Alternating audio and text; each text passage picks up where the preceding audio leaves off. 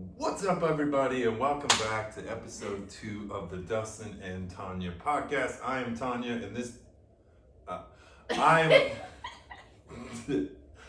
I'm Dustin, and this is my beautiful wife Tanya, and we are grateful to be here. Yes, welcome back. Happy to have you here. Yeah, and so last week we started. It was a little rocky, a little rough. Obviously, we're just winging this from the hip, and it's going to continue to get better, and we're just going to continue to move forward. So, this week we had a really cool situation. Maybe it was last week, but we knew that it needed to be the topic of our podcast today, which is your marriage cannot ever outrun the mission, or the mission can't outrun the marriage. Right. And so, what does that mean? Like, it's easy for us to get focused on things outside of our marriage, and ultimately they become more important than the marriage along the way. And I know for us personally, it's happened. Yep.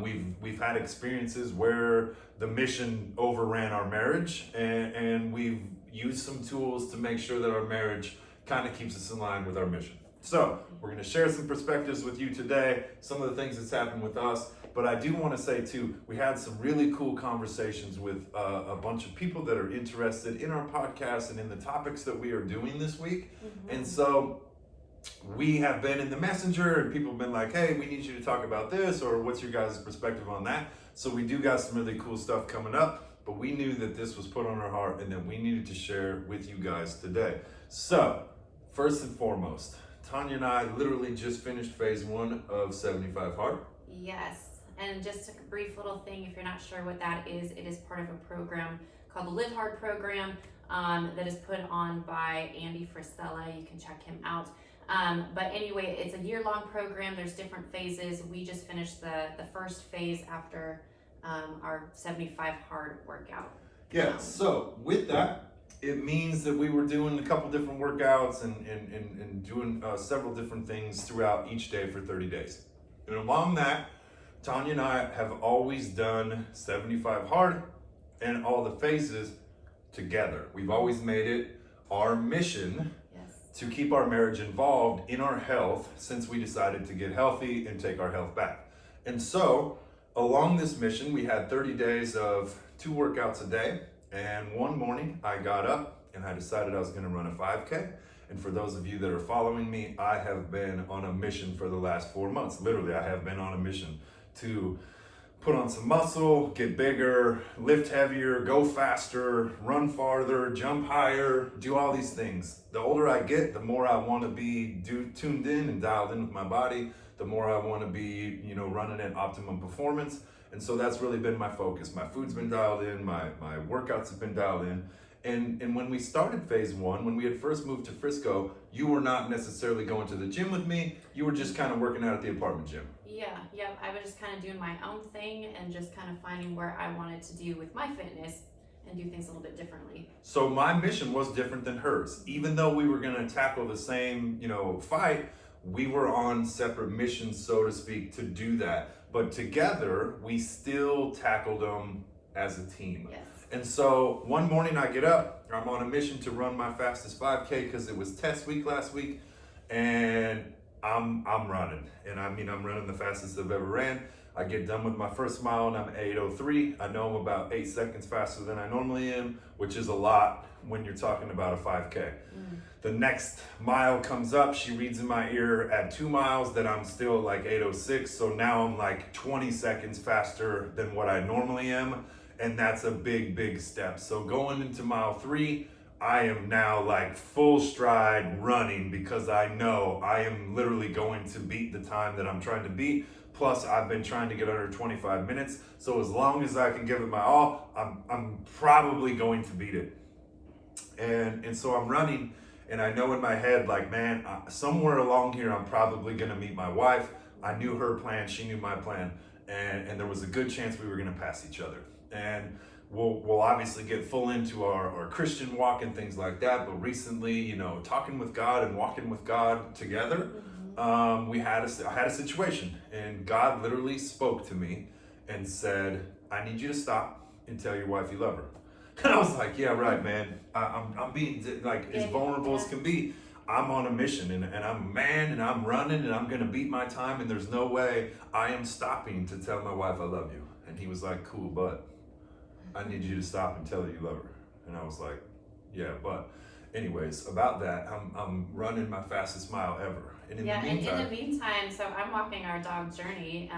That's just part of my workout in the mornings. I get up, I take her for a walk first thing at like 6 in the morning.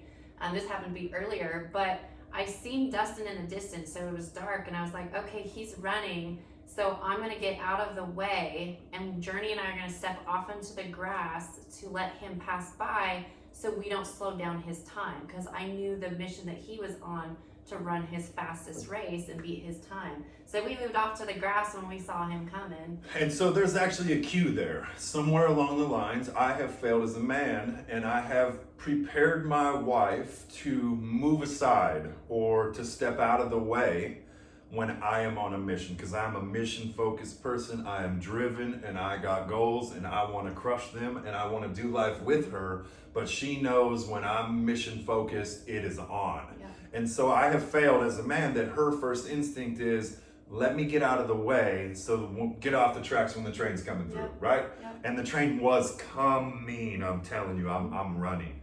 And so at 230 pounds, I'm literally at 9% body fat right now. I'm running.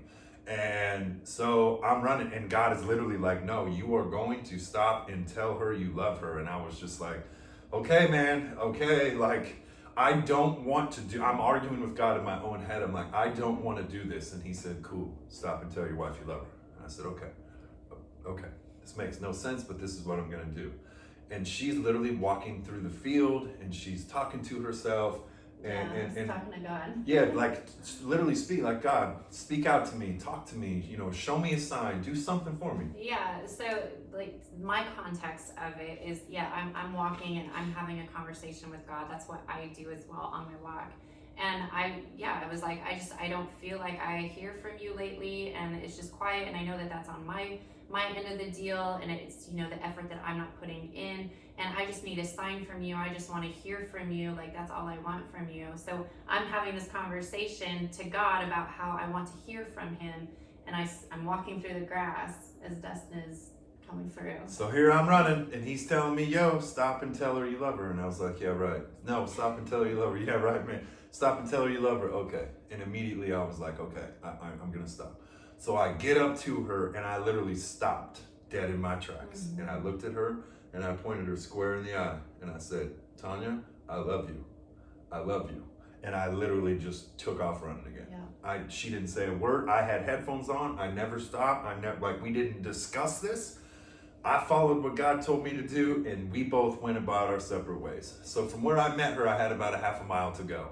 And I've already I felt like I slowed down after I said that to her, and I was already feeling like I had slowed down some. So I knew that the time was possibly over, which was fine. Like, it was just a run. It wasn't going to change my life any. It was merely it felt good to say I love you. My heart felt good, and it was like, you know what? That's a good way, man. She probably felt really good that it started her morning like that. So it's just another run, and I'm just going to continue on with my race. So I'm just running my race, and I turn the corner, and she's like 24:12 in my ear at 3 miles. And so I had 1/10 of a mile to go, which usually takes me over 45 seconds. So I am now in Forrest Gump with the janky legs, sprinting down the concrete. I got my phone out trying to type in my passcode so that I can stop the clock at the right time, and I'm hustling, and it hits 3.1. I hit the deal, and in my head, before I had seen Tanya, before God started talking to me, before all these things happened, I said, I want to get below 25 minutes. And then I was like, you know what? I want to get 24 minutes and 52 seconds, if that was the number that popped into my head. And so then God tells me to slow down and stop and do all these things, and I knew 24:52 wasn't probably possible. So I literally get done. I hit stop, I look at my phone, and it was 24 minutes and 53 seconds. And the second that I realized that I was 1 second off, God spoke in my ear and said, it took you 1 extra second to stop and tell your wife that you love her.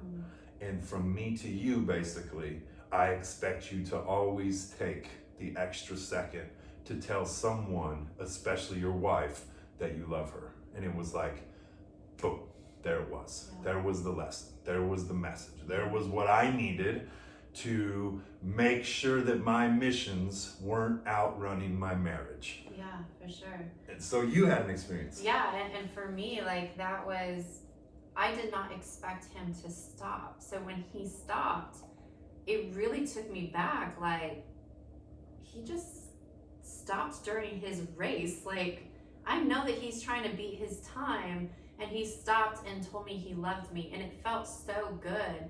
And then I started to question in my mind. I was like, well, he wouldn't normally stop. And then I was like, well, I was just asking God to hear from him. And what if that was God telling him to tell me that he loved me? And what if that was God saying, I love you? Even though it came from Dustin. But that's the thing about marriage, is that you have that built-in partner for life who is the vessel of God to speak to you directly in the time that you need it the most. And that's exactly what that was for me. And that was such a beautiful, beautiful blessing. Yeah, so a beautiful experience for us. I get on a call on Friday with my coach, and she says, where in your life have you maybe outran your wife? And I was like, oh man, here we go. And it all started like making sense, right? And so we literally, like, I'm a person that when someone brings something to my attention, I start digging and I start finding and I start learning where I can get better, improve, write it out, whiteboard it, figure all these things out. So I sat down with Tanya and I said, where have we in the past allowed our mission or my mission to outrun our marriage? And we wrote some stuff down and we wanted to share our experiences with you guys. Yeah, so the first and foremost, the biggest thing is Tanya and I have traveled a ton together, and we'll get into some of that as we go. But there's been situations where I could go to the bathroom in a jug while we drive, and it wasn't an opportunity for her, or we were on a motorcycle or something like that, and she didn't always have an opportunity to go to the bathroom. Right, and a lot of it came from, like, when Dustin and I first got together, like, he was on the road he would travel long distance, and would always be like on a mission to get to where he needed to go, because he would leave Sunday afternoon and have to be there by Sunday evening, usually like a 13-hour drive. So he was used to like peeing in a bottle or whatever he had to do. So when we would travel places, like to go visit his parents or something, he would be on the mission to get from point A to point B in as fastest time as possible. And so that made me feel compelled to like have to hold it and like not slow down the mission for him. And that kind of got put into my memory of like, okay, like just hold it, just hold it, just hold it. And that way we can get to the mission and get there on time. Yeah, so obviously like I have failed in a position of we're in a hurry, we're on a mission, we can't stop to go to the freaking bathroom. And like I accept that, like that's a horrible position to be in, and I apologize that we've been there. Absolutely. Like we've talked these things through. So another situation is that at one point in our lives we were part of some motorcycle organizations, and we were running around. On one Saturday I had all of our back patches and I needed to deliver them, and it was literally going to be over 700 miles in one day on the motorcycle, and that's a ton for those of you that don't know. It was like 100 and some degrees. I wanted to get started early. At this point I'm strung out on drugs, prescription pain pills, cigarettes, alcohol, like yeah. And so like I was clearly a butthead, and I woke up early and Tanya didn't. And so I literally loaded up the bike, loaded up my gear, and left her. And like didn't think about it, it was like I was upset that she wasn't grown up enough to set her alarm or take care of herself. And so I jammed out. What was your? I was furious. I could not believe that he just left me without even saying anything. And I knew like what the plan was for the day. And like, I don't know why I didn't set an alarm or wake up on time, but the fact that he left me, it really hurt me. And so I was so furious. I was calling and he wasn't answering. Of course, he's on the motorcycle, right? But I knew where his first stop was. And so I just got into the vehicle and I just beelined it to where we had to go. Ended up riding with him the whole day to go deliver the But back. we brought it out. Like we had a did. fight. We fought And it she was out. like, "How come you didn't wait for me?" I said, "I'm not your dad. I'm not like you are a grown Oh. person. If you can't get yourself out of bed, it ain't my responsibility." And at this time of my life, like I was not the same person who you see today, Absolutely. which is not an excuse. Like again, apologies, whatever. But the thing is at that time, my mission was I needed to do this, and I allowed it to overrun my marriage. I allowed it to cause strife in my marriage, and that has been the setting for, at this point, she was willing to step off of the trail and get out of my way to let me run through, and that hit hard. Like there's places in my life that I still have to work because my wife is willing to step aside and get out of the way for my mission, which is beautiful, but not in a messed up way. And so, you know, we talked about some situations and stuff like that, and we've talked about one crazy situation where our mission in our marriage was on the same level. Yes. And in 2017, Tanya and I, we had been through a hysterectomy, we had been through drug addiction, we had been through treatment and debt and all these things. And we were experiencing some stuff, and our hormones were off, and we just weren't on the same page. And so our sex life was zero. It was not the best, honestly. And at that point, like we, as a married couple, our mission obviously was to stay married. And so we together had decided to how can we solve this to where it can be beneficial. Because I was not in a place in my life at the point with a hysterectomy and hormonal changes and whatnot to be the provider in that aspect of our marriage. And so, you know, we had to sit down and have a conversation about how to handle it. Did we go about it maybe the wrong way? Yes. Have we learned that lesson? Absolutely. But we talked about bringing in another woman and having him sleep with another woman so his needs could be met. Yes. But the way our mission and marriage were in line is we literally sat down. Yes. And we discussed this, and every step of the way was planned out. And there was the rules behind every, like when we get here, we'll talk about it. When we get there, we'll talk about it. And before anything crazy happened, before we went through with anything, it actually came to an end. Yep. And we were able to make our marriage be over the mission. Absolutely. And from that point, our marriage has pretty much always remained over the mission at that point. Yep. We you know, obviously there's been some spots and some things that we could have done better, but from that point forward, our marriage was our most important thing, and we've done everything we could to build our marriage from that day. Yeah, I was gonna say, I think that was that point, that like tip of the iceberg where it's like, okay, this is where we got to. Now we understand where our marriage is and how important our marriage is, that we need to put that as the primary aspect of our life. Yeah, so clearly we've talked about all kinds of stuff today, and you guys can see that we've been through the ringer in all kinds of stuff. And so ultimately our marriage has withstood the storms of time, and we've been through a ton of stuff, and somehow by God's grace we have been able to stay together and stay married, which is important, and all those things. And so we want to share now a lot of like how we have accomplished that. So in 2012, I actually went to treatment for prescription pain pills. I was taking 6,000 milligrams of prescription pain pills a day. And when I got home, Tanya knew that I needed a sober home, and that we needed to like not do any of the stuff that we had been doing up until that point. Right. Yeah. So my mission was basically to provide a sober home and do everything in my power to make sure that our home was set up the way it needed to be so he could transition back into our living quarters right out of treatment. And so at that point, I decided while he was in treatment to get sober myself. And so keeping that sobriety throughout. And then when he got home, started going to AA. And at that point, I decided, you know what, I'm going to go too. And so we made it a part of the mission together with our marriage, putting them together to accomplish that. And we made it in an aspect of incorporating date night in our marriage.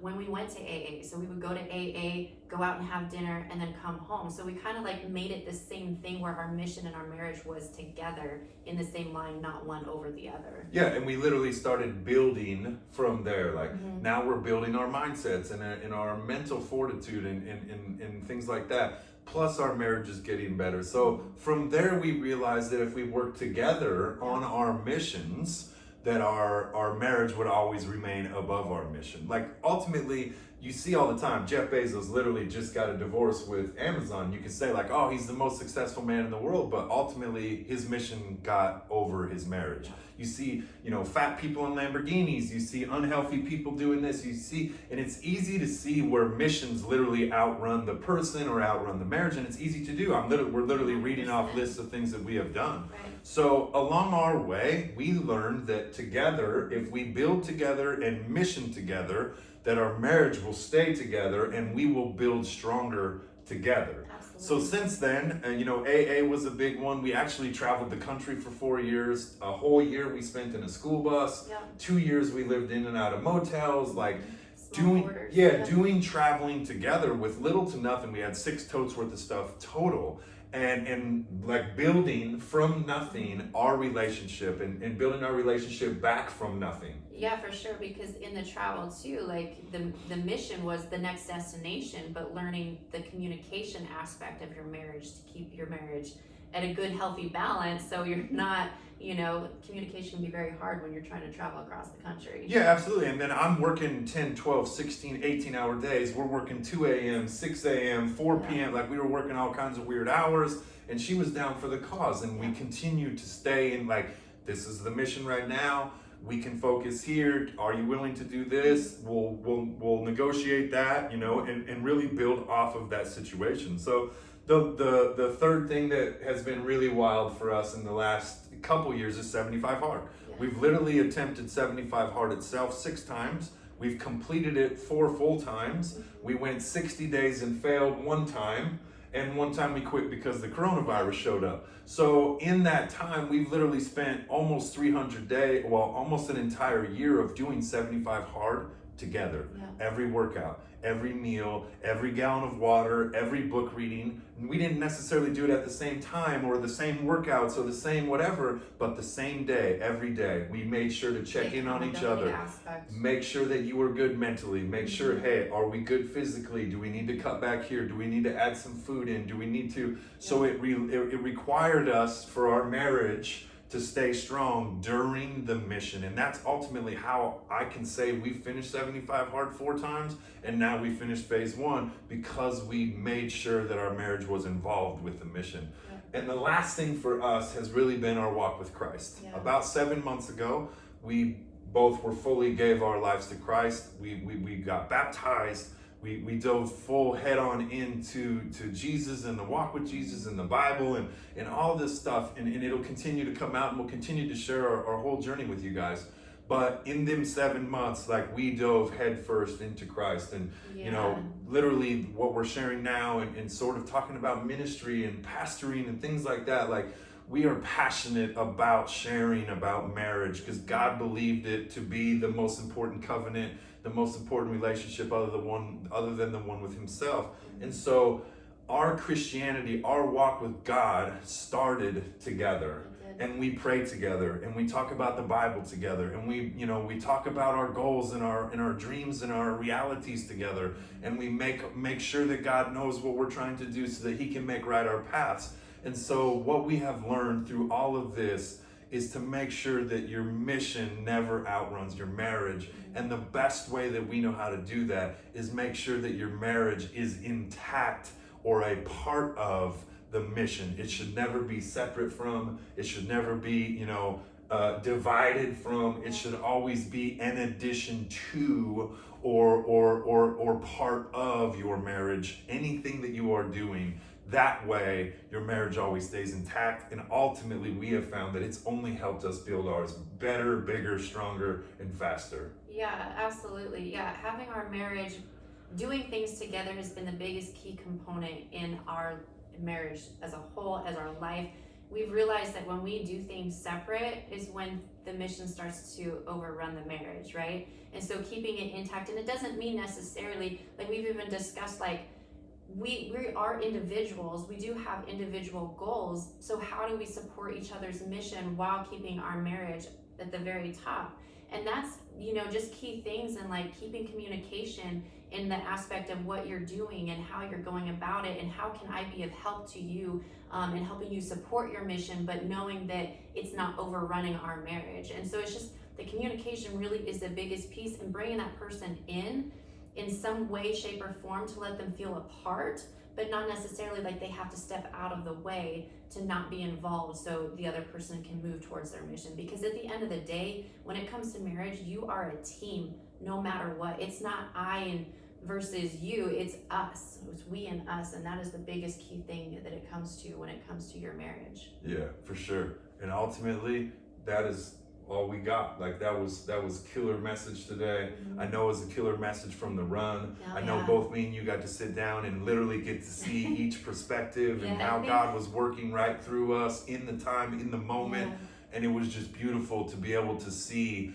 all of the workings of one big, large blessing. And hopefully our message helps you guys. Hopefully this inspires you to start to make sure that your missions are attached to your marriage or in addition to, and not so much divided or apart from. Yeah, absolutely. And like Dustin mentioned in the beginning, you know, we've had several people reach out about different topics, but please, if you guys have anything that you want us to touch on or whatnot, put them in the comments of this video or the podcast, and just let us know, or hit us up on our Instagram accounts. I'm at the Tanya Johnson, and he's at Dustin G. Johnson. Yep. So, but with that, guys, thank you so much for listening to this episode. We are so grateful to have you here, and we look forward to having you on many more of them. Thanks, guys.